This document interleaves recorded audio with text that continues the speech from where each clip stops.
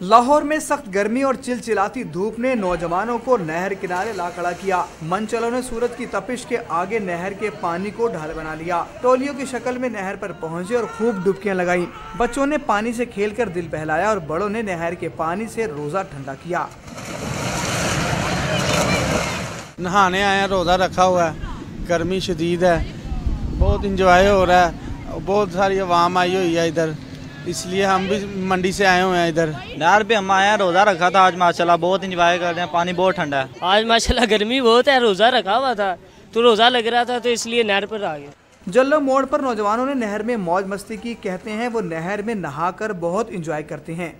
नहर पे नहाने आए हैं तो ठंडा पानी है, ठीक है, इसलिए मजा आ रहा है। गर्मी बहुत ज्यादा लग रही थी, इस वजह से हम नहर पे आए हैं और नहा रहे हैं। अपने पापा के साथ आए हूँ, मुझे बहुत मजा आ रहा है। पाबंदी के बावजूद नहर में नहाते मंचलों का कहना है कि गर्मी और महंगाई के सताए लोग जाएं तो कहां जाएं। कैमरामैन महबूब अली के साथ अदनान शेख, डॉन न्यूज़, लाहौर।